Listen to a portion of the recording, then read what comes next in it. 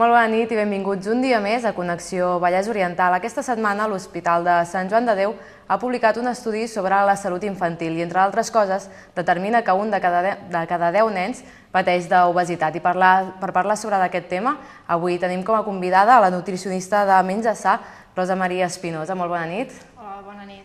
Realment aquestes dades són tan preocupants? De fet, fa temps que ens van alertant sobre la tendència en augment de la sobrepès i l'obesitat.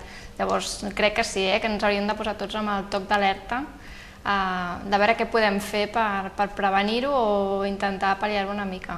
Tu com a nutricionista ho perceps, aquest augment, sobretot entre els infants? Sí, que es percep, sobretot amb els costums, amb els hàbits alimentaris i la tendència al poc exercici físic. Però parlem només d'obesitat infantil o passa el mateix amb la gent adulta? Passa el mateix amb la gent adulta, el que passa és que potser estem més acostumats a veure gent adulta que va guanyant pes, que no que estiguem parlant ja de nens amb 2 i 3 anys que ja comencen a patir un sobrepès. Evidentment això a la llarga comporta una sèrie de malalties que no estaven previstes amb edats tan precoces com ens trobarem. Concretament, quins problemes són els que causen?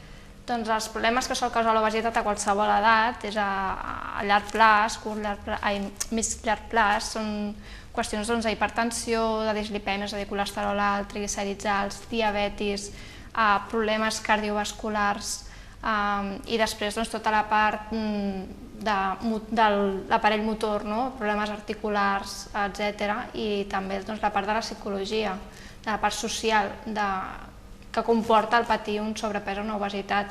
Clar, això amb un adult que ja té la personalitat formada, però si traslladem a un nen petit, doncs aquest aïllament social que pot provocar amb els grups d'amics o companys d'escola, doncs crec que s'ha de tenir en compte també. Concretament, quan et trobes un cas així, com l'has de tractar? És molt diferent tractar una obesitat o un sobrepès amb un adult que amb un nen.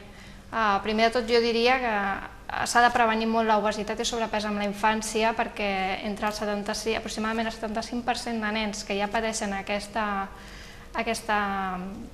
obesitat, quan siguin grans seguiran sent obesos i serà molt difícil tractar-la. Llavors, primer de tot, evitar que ho siguin. I després amb els nens, com que estan en període de creixement, no es pot fer una dieta d'aprimament, igual que es podria aplicar amb un adult. Llavors fa que encara es compliqui una mica més el tractament.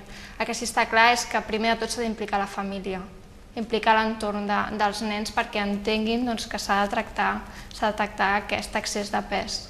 Dius que no es pot fer una dieta d'aprimament, aleshores com es pot fer?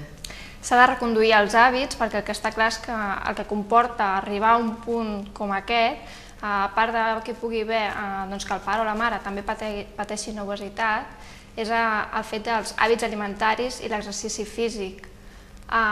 Llavors, què s'ha de fer? Reconduir, partint de la família, que són els que decideixen què menja i què no menja aquest nen o aquesta nena, educar la família en com han de ser els bons hàbits alimentaris i aprofitar que el nen està en l'etapa més receptiva d'aprenentatge per ensenyar-li com han de ser els seus hàbits alimentaris perquè quan sigui adult i sigui independent els segueixi portant a terme. Aquest seria el millor tractament perquè realment no es pot aplicar una dieta d'aprimament perquè estaríem alterant el bon creixement tant de pes com en aquest cas sobretot d'alçada dels nens. Aleshores la causa són els hàbits principalment? Principalment hàbits tant alimentaris com d'exercici físic. I bé, també s'ha vist una mica que hi ha una relació entre el sobrepès i obesitat i el nivell socioeconòmic de les famílies. Llavors això des de l'Estat també s'hauria de tenir en compte. Quina és aquesta relació? Doncs que les famílies amb un nivell socioeconòmic i un nivell cultural més baix tenen més tendència a patir problemes de sobrepès i d'obesitat per un desconeixement potser de com han de ser els bons hàbits alimentaris o com fer una millor elecció entre aliments més saludables. També l'altre problema seria que tothom ja sap que verdures i fruites per norma general són productes que són més cars i llavors es prefereix optar per altres tipus d'aliments com podrien ser sucs industrials o sucs d'aquests que ja venen envasats o bolleria industrial que són molt més barats, atipen, agraden, però a més tenen altres efectes que no ens aporten en el cas de la fruita i la verdura. Llavors, aportar mesures per poder facilitar aquest grup de població perquè arribi a la fruita i a la verdura de la mateixa manera que altres nivells socioeconòmics. Quan t'arriben els casos a la consulta, quina és la resposta tant del nen com de les famílies? Acostumen a respondre bé o els hi costa? Depèn de per on vinguin. Si venen per voluntat pròpia, evidentment ja hi ha una motivació. Si no venen per voluntat pròpia, la feina és doble, perquè els has de fer entendre que hi ha d'haver un canvi d'actuació davant d'aquests hàbits alimentaris.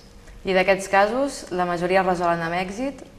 Bé, potser a curt plaç sí, el problema sempre és a llarg plaç, que segueixi mantenint els hàbits que s'han establert. Ja per acabar, si pots donar alguns consells, perquè tu el que deies era que l'important era prevenir, alguns consells per prevenir l'obesitat?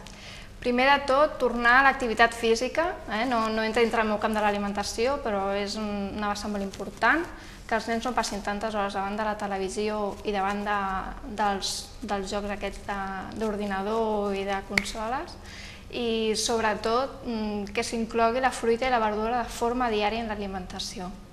Doncs moltes gràcies per aquests consells i per acompanyar-nos, Rosa Maria. Gràcies a vosaltres. Nosaltres ens acomiadem, tornem demà amb més temes d'actualitat, com sempre, a aquesta mateixa hora, més o menys, aquí a Canal Català Vallès Oriental. Moltes gràcies i bona nit.